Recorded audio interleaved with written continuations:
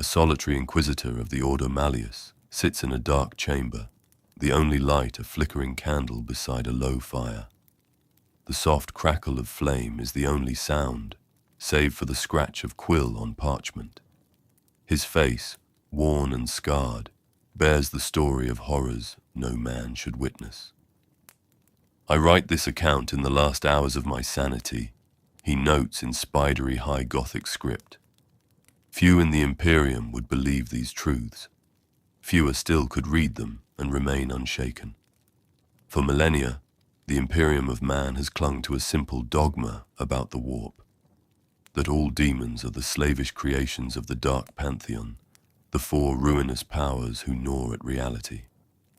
But the Inquisitor knows this is a lie of omission, a half-truth told to comfort souls too fragile to face the deeper nightmare. In the silence of his cell, he reflects on what he has learned, that beyond the dark gods we name in our litanies, there are stranger, more fearsome entities, beings unbound by single patronage, born of chaos undivided or through obscurer means. These are the Undivided Daemons, rare and terrible, anomalies in an already hellish cosmos. The quill pauses. He remembers how his naive faith in imperial doctrine was shattered by what he has seen. Outside, distant thunder echoes across the fortress monastery. Or is it warp fire? He cannot be sure. Taking a steadying breath, he resumes writing, determined to illuminate the darkness for whoever might find these pages. The Emperor protects, he whispers, throat dry. But will that be enough? The Inquisitor's memory drifts to a forbidden tome he once recovered from a chaos cult. The scene shifts to his recollection of that discovery. He recalls prying open an ancient grimoire, its cover fashioned from unknown hide, its pages inked in blood. Within, he found whispers of a name older than the Imperium itself, Belacor. At the moment he mouthed the word, the chamber's air had grown frigid, shadows lengthening as if cast by an unseen sun. Belacor, the Dark Master, first demon prince of chaos. The text spoke of him not as myth, but as history. Long before the Horus heresy, before even the Emperor's rise, a mortal warlord bargained with all four chaos gods at once. In their one moment of unison, the Ruinous Powers collectively elevated this man to demonhood. Thus was born Belacor, the first demon prince of chaos undivided, wreathed in the favor of the entire pantheon. The Inquisitor's quill scratches faster as he recounts the lore. Belacor was unfettered by the singular loyalty that binds lesser demons. He was not a mere extension of one god's will, but a fiend with his own cruel agency.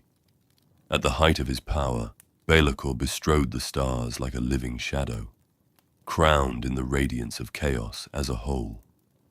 And that is why, the tome suggested, the dark gods grew to loathe him. They had created a monster beyond their control. United only briefly by greed, the chaos gods soon fell to bickering over their champion. Belacor, cunning and prideful, took advantage, pursuing his own schemes rather than acting as their pawn. The chaos gods, being creatures of selfish envy, would not suffer this for long. One midnight passage lingered in the Inquisitor's mind, which he now writes down verbatim. And lo, the four who are ruin were of one accord only in wrath.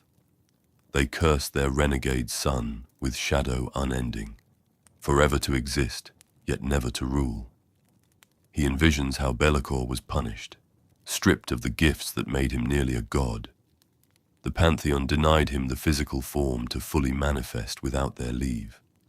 They reduced him to a whisper and a shadow, powerful, yes, but forced to exist in the margins, dependent on dark rituals or mortal hosts to enter the material realm.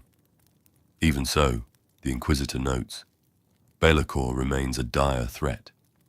Over 10,000 years, this undivided prince has survived, plotting in the labyrinthine corners of the warp.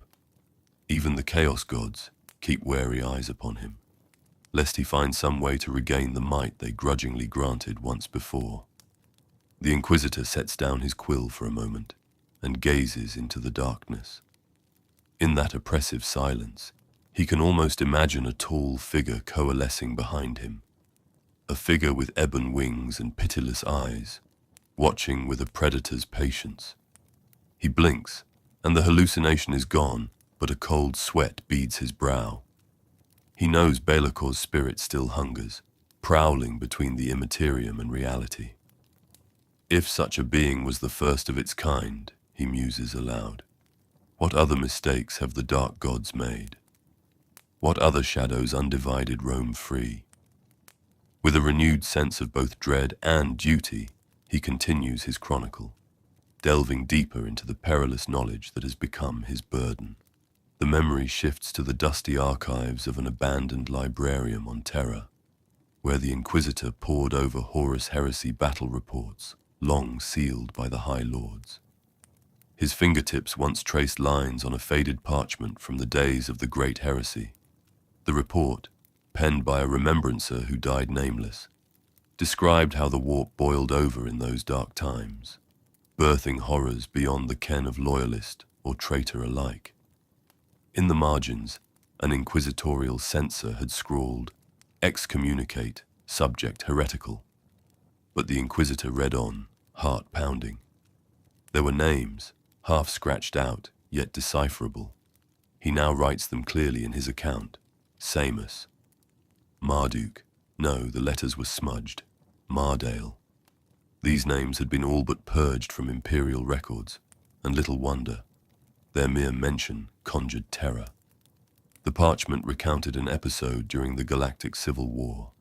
As the traitor legions pushed toward Terra, the Chaos gods sought every possible advantage. The warp storm known as the Ruinstorm raged, isolating whole sectors in madness. In that storm's heart, new demonic entities took shape unbidden. One was Samus, called the One Who Walks Behind. The report's author described a chaotic battle on a world swallowed by the Ruinstorm, where the very shadows of dying men came alive and laughed with murder's voice. A Vox transcript fragment was preserved, likely by error. A panicked voice repeating, "Samus is here! Samus is here!" across all channels. Wherever this name was uttered, bloodshed and insanity followed. Samus was no demon of the brass throne, nor of the Plague Lord, not a servant of the Prince of Excess nor the Changer, but a thing unto itself, an echo of pure warp fire and malice. The Inquisitor visualizes the scene as he writes, legionaries of the Death Guard and World Eaters turning their guns wildly, firing at an invisible foe among them, even as loyalist survivors did the same. Through the crimson haze, a shape flickered, sometimes a gaunt man, sometimes a bestial silhouette, always heralded by that accursed chant, "Samus is here." Though Samus was eventually banished in that encounter, he was not destroyed. The testimony claimed that Samus returned, again and again, across different battlefields of the heresy, a relentless hunter in the Imperium. On Terra itself, during the siege, the demon materialized amidst the carnage. There are unverified tales that Rogel Dawn crossed blades with Samus in the palace corridors, the Primarch's mighty sword passing through howling mist as often as it clashed against claws. Samus was a demon born of Chaos Undivided, a creature of the warp's collective bloodlust, given singular identity. And when the heresy ended, with the Ruinstorm subsiding, Samus did not conveniently vanish. The Inquisitor knows from later sightings that Samus still lingers at the edges of reality, appearing wherever the veil grows thin and mortal lives are ripe to be snuffed out. A persistent, hungry spirit, perhaps a minor echo compared to the great powers, but frightening for its independence. No cult invokes Samus' patronage, no icon bears his mark, yet he kills and corrupts all the same. He then writes of Mardale, a being even more formidable, if possible. This name surfaced in a forgotten Legion journal he found on an expedition to an obscure moon. The journal belonged to an Iron Hands legionary, one of those who fought on the nightmare world of Pythos. Pythos, a graveyard of hope during the Horus Heresy, was where a desperate alliance of loyalist shattered legions ventured, only to stumble into a demonic trap. The Inquisitor's hand trembles slightly as he recalls translating the fragment. We broke the seals. Hell followed. Mardale is free. Through the legionary's eyes, the Inquisitor narrates the battle on Pythos. Black skies churned with warp-storm clouds as Mardale emerged from a cyclonic rift. He towered above Astartes like a titan of old night, wreathed in flames of every color of chaos, his voice a concussive roar. Here was a demon not of one god's making, but perhaps all of them combined, a shock weapon unleashed by the Pantheon in rare accord. The traitor forces had baited loyalists to that world with a singular purpose, to release this apex demon upon them. The Inquisition journal likened Mardale to a dark messiah of chaos, a being who believed himself the herald of the Pantheon's victory. In horrifying detail, it described how Mardale fell upon the loyalist legions present. Space Marines, the finest of humanity's warriors, were swatted aside like insects. Iron Hands, salamanders, even the indomitable veterans of Ultramar. In one clash, the demon caught a Terminator in each clawed hand and smashed them together, laughing as ceramite and bone exploded in a red mist. The apex of that account came when 3 loyalist Primarchs confronted Mardale amidst the ash dunes of Pythos. Sanguinius, the great angel, Robut Gilliman, the avenging son, and Lionel Johnson, the first knight of Caliban. To imagine these demigods fighting side by side is astounding. That fact alone attests to the threat Mardale posed. The Inquisitor can almost see it. Sanguinius soaring on ragged wings above the beast, spear of light in hand. Guilliman barking orders and slashing with the Emperor's sword. The lion cloaked in ebony, striking with lion's fury. And still, Mardale held the upper hand, at least for a terrifying span of moments. Warp energy crackled as the demon shrugged off blows that could fell a greater demon of Khorne, and his laughter rang in the minds of all present, driving lesser men mad. The legionary's journal spoke of chaos hacks, unnatural feats, as if reality itself bent around Mardale to shield him. Indeed, wounds that should have killed him knit closed in seconds, and the ground where he bled birthed writhing spawn that clawed at the Primarch's feet. It seemed as if this herald of Chaos Undivided might achieve what Horus's entire legion could not, slay multiple Primarchs in a single battle. But the Emperor's sons proved resilient and valiant. The Inquisitor writes with a flourish the moment the 3 Primarchs rallied. Sanguinius, haloed in golden light, drove his blade into Mardale's chest with a righteous cry, while Guilliman and the lion struck in concert from flanks. Ultramar's discipline and Caliban's wrath united. Cornered, Mardale let loose a psychic shriek that toppled warriors for miles around. But the Primarchs did not relent. Blow by blow, they beat the monstrosity down, overcoming its unholy advantages through sheer skill and maybe a touch of the Emperor's grace. In the end, Mardale was cast back into the warp with an agonized howl that echoed across the warp-tainted skies. The cost was grievous. The journal's last readable lines were a lament for the thousands dead and a prayer of thanks that the Herald of Chaos was defeated. But the Inquisitor knows that was not the true end of Mardale. He cross-referenced other sources and confirms that Mardale reappeared one final time at the Siege of Terra, amid the horde of demons spilling through the breached palace gates. Spotted by terrified defenders, the fiend was said to have battled its way toward the Eternity Gate itself, only to vanish when the siege was lost and the traitors retreated. What became of him? The Inquisitor posits a theory in his notes.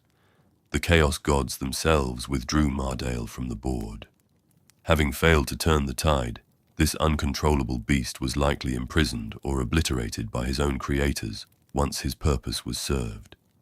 After all, the dark gods would not suffer such a powerful, undivided demon to roam unchecked in the tumultuous aftermath of defeat, not when the great game of rivalries would resume.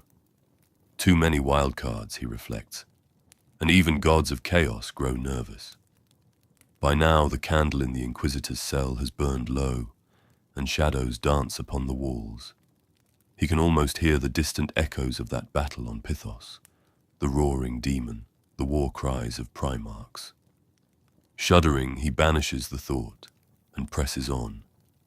He realizes that even among the traitor legions, whispers of fear and awe surrounded names like Samus and Mardale. They were heralds of the Ruinstorm, yes, but also harbingers of a truth, that chaos could spawn or empower entities beyond the norm, rare convergences of power that not even their dark patrons could fully rein in. The Imperium never officially recorded these battles in detail. The Inquisitor only uncovered them through forbidden texts and survivors' tales. For good reason, he concedes. Knowledge of such unbridled demons that even the Emperor's gene-sons nearly fell before them could sow despair in the hearts of mankind. Yet, he resolves, knowledge is the greatest weapon he has. And so he writes it all, sparing no detail, hoping it will arm those who read it for the trials to come. Sitting back in his cell, the Inquisitor recalls his own harrowing experiences, confronting the Unbound demonic. The scene shifts to a memory of a battle beneath a shattered moon, and later, to a secret interrogation chamber. Not all such undivided demons rampage openly on battlefields. Some infest objects or souls, wearing secrecy like armor. The Inquisitor's quill dips in ink again as he recounts the tale of Drach'nyen, the dreaded ender of empires. This was no lesser fiend, but a being as old as humanity's first sin. The Inquisitor learned of Drach'nyen's legend through fragmentary Custodes records and the cryptic testimony of the few grey knights privy to ancient secrets. According to those sources, Drach'nyen was born from the echo of the first murder ever committed by man. In that primeval act of brother slaying brother, the warp stirred, and something hateful and immortal took form. Unaligned with any single chaos power, this demon was a manifestation of violence itself, predatory and forever hungry.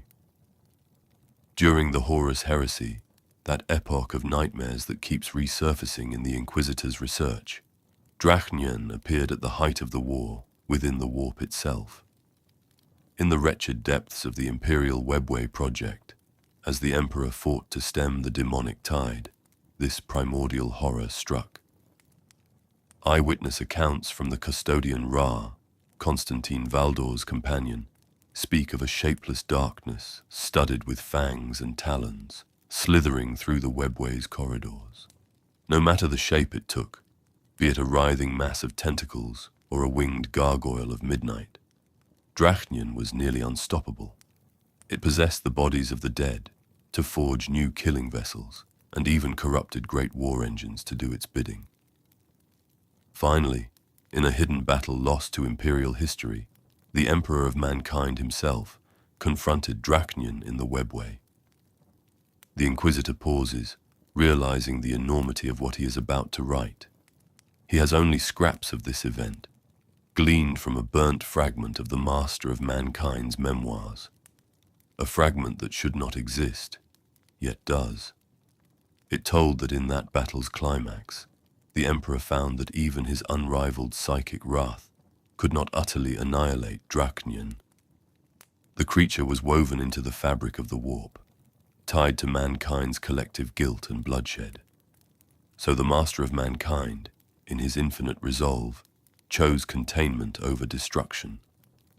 With a mighty incantation and an exertion of power that left him shaken, the Emperor bound Drach'nyen into the form of a blade. He forced the howling demon into a prison of steel, a black sword that thirsted for blood, but could act only when wielded by another. This weapon was entrusted, or perhaps inflicted, upon a loyal custodian, who carried it far from terror to remove the demon from the battle. For centuries the sword lay hidden, the demon within seething but shackled, but nothing stays buried forever. Abaddon the Despoiler, inheritor of Horus's mantle, eventually claimed the blade from its secret tomb. Unaware, or perhaps uncaring of its true nature, he took up Drach'nyen as his personal sword. The Inquisitor writes this with a grim flourish. Now the beast that even the Emperor could not kill rides to war in the hand of Chaos's greatest warlord. A frightening paradox, but one with a silver lining. So long as Abaddon fancies the sword merely a tool and never releases the demon within, Drach'nyen remains effectively leashed. Indeed, sources from the Eye of Terror, the Inquisitor shudders at the memory of bargaining with an Eldar corsair for that intelligence, imply that the demon itself tolerates this indignity. Bound in blade form, Drach'nyen can at least drink souls in battle, sating some of its hunger, whereas if freed it might be immediately set upon by the Chaos gods, or banished by the Emperor's lingering will. The sword is a prison and a weapon, mutually beneficial to demon and wielder, for now. Yet the Inquisitor fears the day Abaddon's hubris or desperation leads him to unseal the sword, unleashing the full, unbound Drach'nyen upon reality once more. On that day, he notes, even the dark gods will shiver, for Drach'nyen's rage is tied to all of humanity, and if mankind's fate grows dire, the demon's power may wax untold. Another entry in the Inquisitor's personal saga involves Cherubael, a name spoken only in the most secure halls of the Inquisition, and then only in hushed tones. Cherubael is a legend among demon hunters, not for his destructiveness, though he is mighty, but for the daring folly of those who sought to tame him. The Inquisitor had occasion to consult the sealed case files of Inquisitor Gregor Eisenhorn during his own investigations. Within those files lay the tortured story of Cherubael, once a galactically feared demon that terrorized worlds in the distant past, enslaving entire star systems and eradicating species on a whim. No one knew which ruinous power, if any, spawned this monster. His very name hints at a blasphemous origin, a portmanteau of angelic myth and infernal title. Some scholars speculate Cherubael once styled himself as a dark angel, a cherub of hell, owing no allegiance save to his own malice.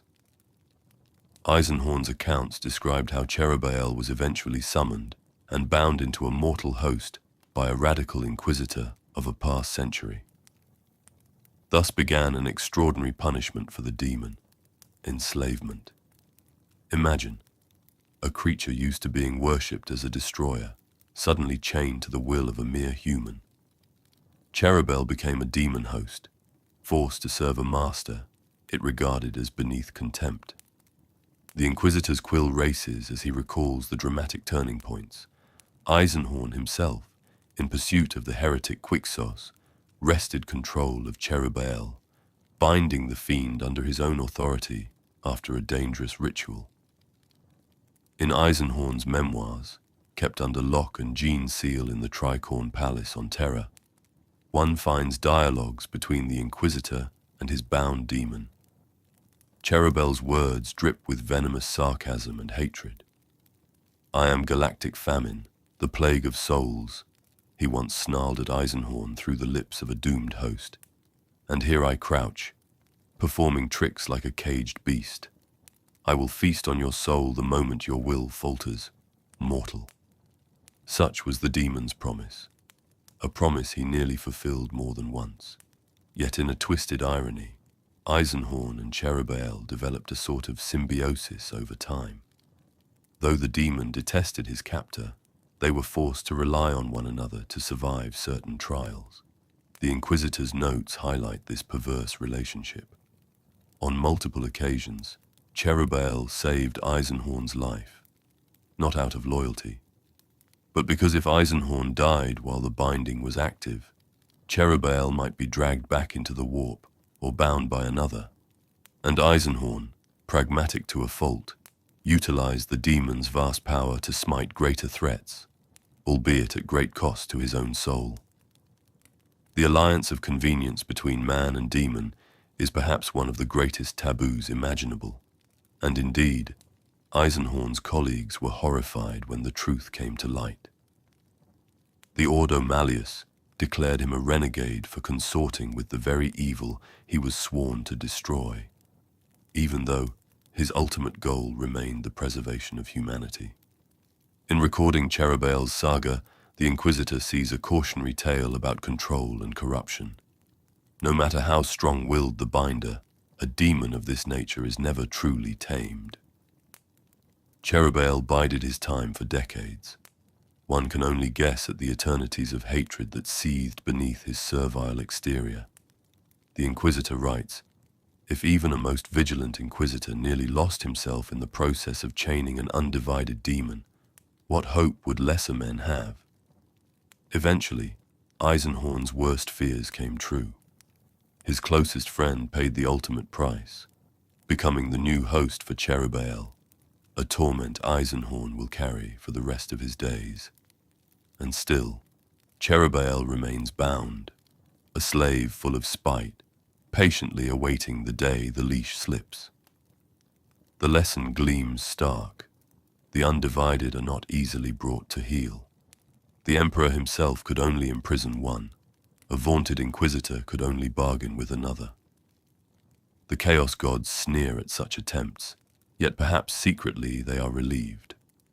For when these unbound demons are chained, the status quo, the Dark God's dominance, is maintained. But should the chains ever break, the Inquisitor leaves the thought unfinished, letting the ink pool slightly on the page. He knows he is spiraling toward an uncomfortable conclusion, one that even he dreads to put into words. The chamber is now oppressively hot as the candle gutters low. The Inquisitor's vision swims with recollections of recent events in the galaxy, whispers of a new power rising. We see flickers of a war-torn forge world in the throes of a demonic invasion. In the margin of his parchment, the Inquisitor sketches a crude sigil, a half-forged cog skull wreathed in unholy flame. This is the mark of Vashtorr the Arkifane, the newest enigma to shake the stars. Unlike the ancient beings he's written of so far, Vashtorr is a contemporary threat, one the Inquisitor has been tracking with increasing alarm. There are rumors out of the Cadian sector and beyond, whispers that Abaddon the Despoiler has made a pact with a strange demon-engine god. At first, the Inquisition dismissed these as hysterical reports from panicked survivors. But then came the Arkship fleets and the profane crusade now known as the Arks of Omen.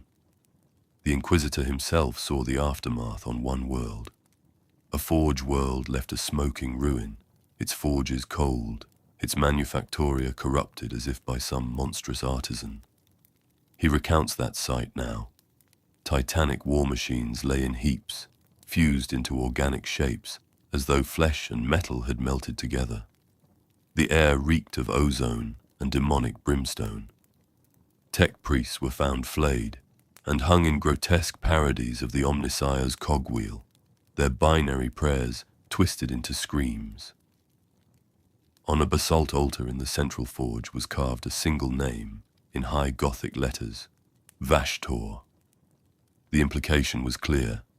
This was no act of any of the known ruinous powers directly. It was the calling card of an undivided demon with an agenda all its own. Vashtorr the Arkifane, as the Inquisitor has since learned, is a forge demon, a master of infernal machines and forbidden technology. Unlike the bestial Samus or the messianic Mardale, Vashtorr is a creature of cold intellect and patient ambition. He dwells within the Forge of Souls, an unspeakable realm deep in the warp, where the weapons of chaos are crafted. For ages untold, Vashtorr toiled there, content to forge fell engines and parasitic circuit webs, unclaimed by any single Chaos god. In truth, the Chaos gods had little interest in the minutiae of invention. They were content to let this artisan of agony work, seeing him as beneath their notice. But such complacency would be their mistake. Over time, Vashtorr grew to covet something more. Surrounded by the cacophony of cursed machinery, he began to desire true godhood for himself. He looked upon the feuding four with calculating eyes, and in his metallic voice uttered a daring plan: to rise as a fifth Chaos god, an equal among them. When that secret ambition reached the Inquisitor's ears, through decrypted scraps of Dark Mechanicum communications and the ravings of a captured heretic priest, he felt a chill despite the heat of his chamber. Vashtorr's emergence is unprecedented in the current age. This Arkifane has orchestrated a grand campaign, manipulating the Black Legion into gathering relics and artifacts, constructing some colossal device whose purpose still eludes the Imperium. Piece by piece, sector by sector, his machinations unfold. The Inquisitor writes of one encounter, logged by a kill team of the Death Watch, how Vashtorr manifested on a space hulk, a towering figure of iron, brass, and crackling warp energy, half demon, half machine. Bolt of fire ricocheted off his hide. With a single sweep of a clawed mechadendrite, he tore a veteran Astartes and his Terminator armor clean in half. This creature then spoke in a grinding, oil-slick voice, promising the stunned survivors, "I will build a new age from the bones of this one. Tell your corpse emperor, his time of ending draws close." The team barely escaped as Vashtorr's laughter echoed down the twisting corridors. Unlike other demons who kill for rage or pleasure, Vashtorr kills as a means to an end, removing obstacles methodically from his grand design. He exhibits a focus and restraint that is almost human, or perhaps it is humanity's machine creations that he mirrors. The Ordo Malleus now considers him a major threat, yet still struggles to understand him. He is not worshipped in the traditional sense. Instead, warpsmiths and heretics bargain with him for knowledge, offering fealty in exchange for the power to animate their profane machines. In return, Vashtorr gains mortal agents to enact his will in real space. It's a bargain reminiscent of the Dark Pact made with Belacor long ago, but this time the would-be god is cunning enough to remain partially behind the curtain, so the Chaos gods have not yet moved directly against him. Or perhaps they cannot, for Vashtorr's plans somehow benefit them too, for now. The Inquisitor's pen hesitates as he contemplates the ramifications. If Vashtorr succeeds, Emperor forbid, and becomes a Chaos god in his own right, the balance of the Pantheon will be shattered. Khorne, Tzeentch, Nurgle, Slaanesh. They would not tolerate a usurper unless forced. Such force could only come if all four were simultaneously weakened or distracted, or in rare unity decided to elevate him, which is inconceivable. More likely, Vashtorr hopes to seize power against their will, carving out a fifth corner of the warp for himself. The sheer audacity of it leaves the Inquisitor both fearful and oddly awed. "This is ambition on a cosmic scale," he writes. It calls to mind other grand ambitions, such as that of Lorgar, the Astartes Primarch, who sought to make all mankind worship Chaos Undivided, or that of Horus, when he bore the blessings of all four gods as the arch-traitor. But Horus was a pawn ultimately. Vashtorr thinks himself a player. In a sudden moment of clarity, the Inquisitor connects threads in his mind. He scribbles excitedly, Belacor, Vashtorr. They mirror each other across time. One the first to be raised by the united gods, only to be cast down when he defied them. The other trying to raise himself to godhood, and likely to be struck down before he can succeed. Both are products of the Pantheon's collective power, and both prove how jealously the Chaos gods guard their dominion. It strikes him that even when the four cooperate to create or empower a being, like Be'lakor, like Mardale, like the demon Primarchs, it is done for their ends only. The moment that being exhibits independence or the potential to overshadow their creators, the Pantheon's unity collapses into paranoia and treachery. Truly, there is no loyalty among the dark gods, not even to their own creations. He notes how Vashtorr's rise has coincided with resurgent activity from Be'lakor, whom some sources claim has recently allied and then betrayed certain chaos forces for his own gain, and even stirrings from other ancient supposedly chained entities. It's as if the great game of the dark gods has entered a new phase, one where the board is more crowded than before, and a crowded board breeds unpredictable outcomes. Quill racing, he concludes the section. Vashtorr's story has not yet played out. Even as the Imperium fights desperately to thwart his designs in the material realm, one wonders how the Chaos gods plan to respond. Will they unite to crush this would-be usurper? Or will they, as is their nature, scheme against one another until perhaps Vashtorr truly achieves apotheosis?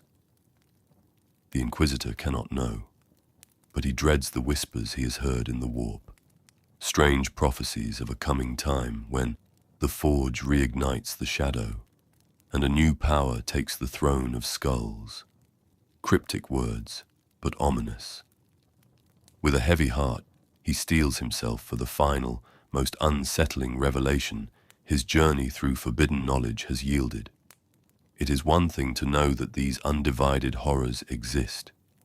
It is another to understand why they are so rare. For that, he must confront the intentions and fears of the gods themselves, and the role of two legendary figures who straddle the line between demon and demigod. The candle has nearly burned out. The Inquisitor's face is gaunt and haunted in the weak glow. As he writes this final section, each scrape of quill on parchment sounds deafening in the silence. The Inquisitor closes his eyes and dares to peer into the warp with his mind. A dangerous act, but one he has braved often in his quest for truth. Immediately, a cacophony of emotion and color assails him. Rage red of Khorne, the pus green of Nurgle's despair, the iridescent scheming of Tzeentch, the cloying purple thirst of Slaanesh. These are the hallmark hues of damnation, the ever-warring four who hold dominion. Yet threading between their realms like a dark filament, he senses something else, a hidden current that all of them watch with wary eyes. It is the possibility of chaos in unity, the antithesis of the great game. It is the one thing the Chaos gods collectively fear. His mind's eye finds a symbolic scene. The four Chaos gods, seated upon their thrones in the Imperium, glaring at one another with eternal hatred, yet all casting sidelong glances at a fifth throne that stands empty in the shadows. That empty throne represents the potential of an undivided power rising, whether as a fifth god or a champion able to command all their might. In that image, the Inquisitor grasps the fundamental truth. The Ruinous Powers are terrified of being made irrelevant, of being unseated, and so they have set unwritten rules in place. They play their great game of rivalry, yes, but none will allow one of their number to gain too much advantage, nor will they suffer a mortal or immortal pawn to claim total victory in their name. Horus neared that precipice during the heresy, and some say it was the god's own jealousy that allowed his fall. Be'lakor tried to set himself above them, and earned eternal shadow for it. Vashtorr reaches now, and certainly the gods quietly move their pieces to stop him, even as we mortals do. The Inquisitor then turns to two unique beings who personify Chaos Undivided in service to the Pantheon, the demon Primarchs Lorgar and Perturabo. He writes their names with a mix of academic detachment and the loathing any loyal servant of the Emperor must feel for these ancient traitors. Lorgar Aurelian, Primarch of the Word-Bearers, was the architect of the Horus heresy's spiritual corruption. It was Lorgar's fervent ambition to worship chaos in its entirety, to embrace Chaos Undivided as the one true faith. Unlike his brothers who gave themselves to single gods, Angron to Khorne, Magnus to Tzeentch, Fulgrim to Slaanesh, Mortarion to Nurgle, Lorgar courted all four with equal reverence. He preached the Pantheon's unity in his blasphemous Book of Lorgar, exalting chaos as a whole. In doing so, he achieved what no one had since Be'lakor. He earned the favor of every chaos god at once. They crowned him a demon prince after the heresy, a full Primarch demon of Chaos Undivided. Yet what happened then? Lorgar, newly ascended, did not march forth at the head of demon legions to claim the galaxy. Instead, in a move that perplexed even his own sons, he cloistered himself in meditation. For 10,000 years, Lorgar has remained in the shadows of Sycharis, his demon world, communing in silence with the powers he once so loudly praised. Only once, briefly, did he emerge, and that was to duel his vengeful brother Corax, a venture that ended in humiliation as Lorgar was beaten back. Since then, he withdraws still, lost in prayer or stupor. The Inquisitor cannot help but wonder, is Lorgar's seclusion self-imposed, or imposed by the dark gods? Did he glimpse some cosmic truth during his ascension that broke his zeal? Or perhaps the Pantheon deliberately keeps their favorite son out of play, fearful that charismatic Lorgar could unite too many under a single banner of Chaos Undivided and upset their precious balance. The writings of Khor Phaeron, which our Inquisitor was shocked to find fragments of in a raided Chaos Shrine, hint at Lorgar's frustration, a sense that his gods gave him a taste of godhood only to leash him with eternal contemplation. A hell of silence for the priest who once shouted their glory to the universe. If true, it is an exquisite cruelty and a telling one. Even the most devout servant of chaos, Undivided, is subtly shackled by his masters, kept from realizing the full potential of that unholy oneness. Next, the Inquisitor considers Perturabo, Primarch of the Iron Warriors, now also a demon prince of Chaos Undivided. Perturabo's path was less about faith and more about cold logic.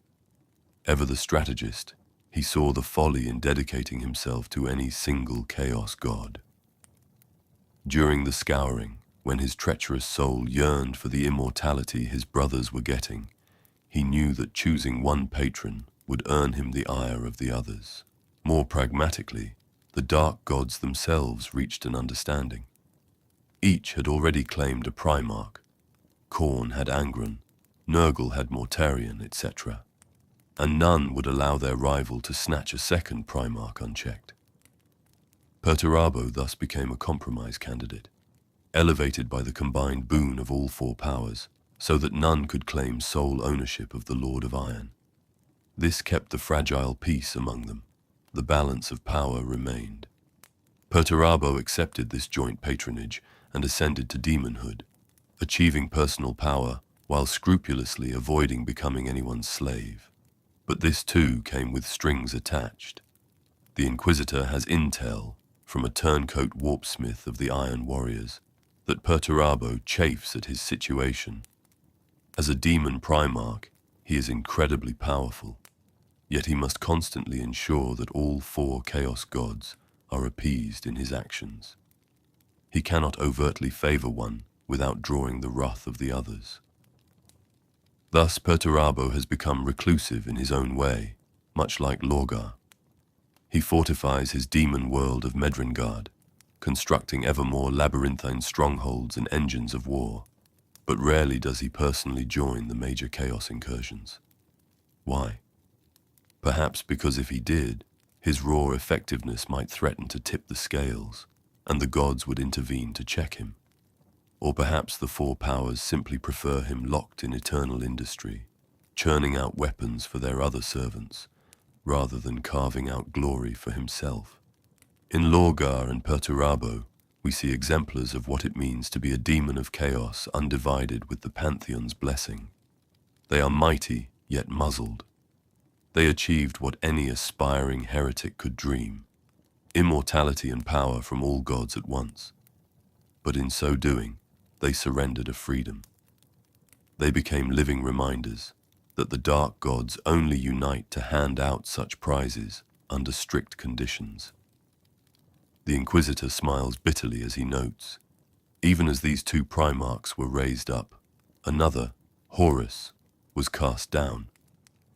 The Pantheon will not allow an outright victory for Chaos Undivided unless it serves them wholly. They play a delicate game, sometimes cooperating, more often sabotaging each other, always ensuring that no singular vision of chaos, no Dark King, no Fifth God, no Unbound Legion, can ever consolidate their absolute power. For then, the Chaos Gods themselves might fade, subsumed into that unified entity, and that they will never allow. Thus the Undivided Demons walk a razor's edge. They are born from collective chaos or unique circumstances, which makes them uniquely potent, but also ensures they have the ire or suspicion of the Ruinous Powers from the start. They are wild cards in the great cosmic game of chaos, useful at times, but ultimately untrusted by their very makers. As the Inquisitor pens his final lines, he articulates the paradox. The dark gods simultaneously need and fear these entities, need them to do what their divided nature normally prevents, to act with combined strength or symbolically represent all of chaos. Fear them, because in granting a sliver of unity, the gods risk creating their replacement or conqueror. The chamber's candle finally dies, plunging the room into darkness, save for the faint luminescence of the Inquisitor's data slate. He sets aside the quill and reads over what he has written. Accounts of Be'lakor's ancient fall, Samus and Mardale's dreadful rampages, Drach'nyen's binding, Cherubael's enslavement, Vashtorr's bold gambit, and Lorgar and Perturabo's constrained ascensions. It is a litany of rare horrors that most of his peers would dare not even acknowledge. He wonders, will anyone believe this lost chapter of history and revelation? Perhaps not openly. This knowledge is a toxin in the mind. He feels its weight on his soul. But knowledge, he resolves, is better than ignorance when facing the abyss. If the Imperium is to endure, someone must know of these threats that even the Chaos Gods dread. Someone must be prepared for the day one of these undivided horrors slips the leash entirely. With a weary sigh, the Inquisitor concludes his narrative, signing it with a code name rather than his true identity, for who knows who might find these pages. In the distance, he hears a faint scratching sound at the door, like claws on iron. The wards on his chamber shudder.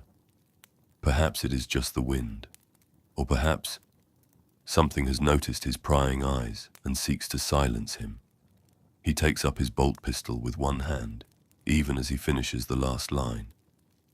Even the dark gods are wary of the Undivided Demon, for in the capricious reflection of their combined might lies the one thing they truly fear, a chaos they cannot control. The scratching grows louder. The Inquisitor stands, heart pounding but unafraid. He has looked upon the truth of the warp and did not blink. If this is the end of his journey, so be it. He will face whatever comes, mortal or demon, god or monster, with his eyes open and his faith like a fortress. For he now understands the convoluted terror that lies beyond the Dark Pantheon, and understanding is the first weapon in the arsenal of mankind. The chamber's door creaks open slowly. The darkness beyond it seems alive. The Inquisitor breathes a final prayer to the Emperor and whispers, "Knowledge is our salvation and our curse." The scene fades on the flicker of gunfire and a defiant shout, leaving the fate of the author ambiguous. Yet his words remain, a testament to those willing to read. A dramatic warning, a lost chapter of chaos lore to arm the fearless, or damn the unwary.